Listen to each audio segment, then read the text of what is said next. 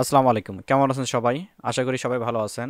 আজকের এই পর্বে আমি আপনাদেরকে ইনফর্ম করার চেষ্টা করব যে ফাইবারে যদি কোনো ক্লায়েন্ট আপনাদেরকে কোনো কন্টাক্ট ইনফরমেশন শেয়ার করে, সেক্ষেত্রে আপনাদের করণীয় কী, এবং ক্লায়েন্ট যদি বলে যে আপনি আপনার ফোন নাম্বারটা অথবা ইমেল অ্যাড্রেস ফাইবারের মধ্যে দিয়ে দিতে, তাহলে সেক্ষেত্রে আপনি কি করবেন? অনেকে অনেক হ্যাসেলের মধ্যে থাকেন যে আমি কিভাবে এই কন্টাক্ট ইনফরমেশনগুলো বায়ারকে শেয়ার করব এবং ফাইবার এটাকে কিছু মনে করবে কিনা, এই জিনিসগুলো আপনারা কিভাবে ফিক্স করবেন এবং ফাইবারকে আপনারা কোনো পলিসি অথবা কমিউনিটি গাইডলাইনের বাইরে না গিয়ে লিগ্যাল ওয়েতে কীভাবে এই কন্ট্যাক্ট ইনফরমেশনগুলো শেয়ার করতে পারেন। অনেকের মাথায় অনেক বুদ্ধি আসছে হয়তো, বাট আপনারা একটু ধৈর্য সহকারে সেশনটা দেখুন। হোপফুলি যে খুবই হেল্পফুল আপনারা হবেন ইনশাল্লাহ। ওকে, প্রথমে আসে যে ফাইবারে যদি আপনাদের বায়ার কোনো কন্ট্যাক্ট ইনফরমেশন শেয়ার করে, সেক্ষেত্রে আপনাদের কিছু করণীয় আছে কিনা। আমি বলবো এখানে না, আপনাদের কিছু করণীয় নাই, যেহেতু তার ফাইবার ব্যবহার করে সেই বায়ার আপনাকে তার কন্ট্যাক্ট ইনফরমেশন শেয়ার করেছে, এটা তার ফল্ট, এটা আপনার ফল্ট না। তবে আপনি তার কন্ট্যাক্ট ইনফরমেশনে রিয়্যাক্ট দেওয়ার চেষ্টা করবেন না। রিয়্যাক্ট বলতে কি, যে আপনি কন্ট্যাক্ট ইনফরমেশন পেয়েছেন, লিখলেন okay I will contact you, এই ধরনের কোনো কথাই কিন্তু সেখানে লেখা যাবে না। চেষ্টা করবেন তার কন্ট্যাক্ট ইনফরমেশনটা মোবাইলে সেভ নিয়ে নেওয়ার জন্য, অথবা সে যদি চায় যে out of the market place, তাহলে সেভ নিয়ে নেওয়ার জন্য। নেক্সট যেটা হচ্ছে, এই কন্ট্যাক্ট ইনফরমেশন নিয়ে কিন্তু অনেক স্ক্যাম হচ্ছে বর্তমানে ফাইবারে। কেমন স্ক্যাম হচ্ছে, যেমন আপনারা দেখতে পারবেন যে আপনাকে ফাইবারে যে নক দিয়েছে যে ক্লায়েন্টটা, সেই ক্লায়েন্টের অ্যাকাউন্টে একদমই নতুন, সে চাচ্ছে যে ইনস্টাগ্রামে অথবা হোয়াটসঅ্যাপে আপনার সাথে যোগাযোগ করতে, অথবা সে টেলিগ্রামের মধ্যে যোগাযোগ করতে যাচ্ছে।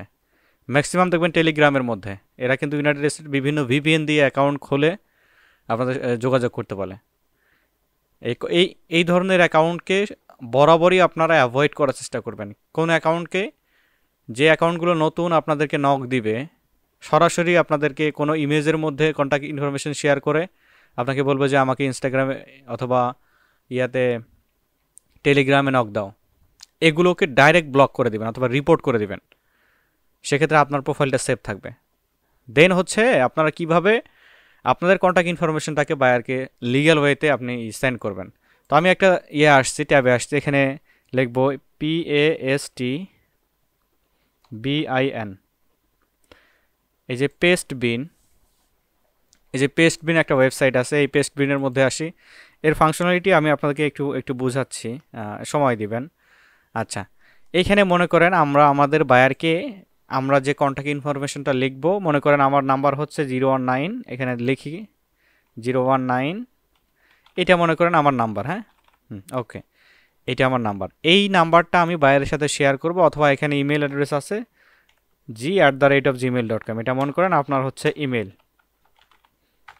.com। ওকে, এটা মনে করেন আপনার ইমেল অ্যাড্রেস, এটা আপনি দিবেন এবং আপনার ফোন নাম্বারটাও দিবেন। ইভেন আপনার ফেসবুক যদিও চাই, ফেসবুকও এখানে দিয়ে দিতে পারবেন। এইখানে লিখে আপনারা জাস্ট করবেন কি, একটু স্ক্রল করবেন। ক্যাটাগরির এখানে দরকার নাই, আমরা এখান থেকে এগুলোকে সিলেক্ট না করে এই যে পেস্ট এক্সপায়ারেশন, এখান থেকে নেভার আছে, আমরা এখান থেকে করব কি, এইটাকে 10 মিনিট করে দিব। পেস্ট এক্সপায়ারেশন, এটা আসলে বায়ারের ইয়ার উপর নির্ভর করবে, অ্যাক্টিভিটির উপর নির্ভর করবে।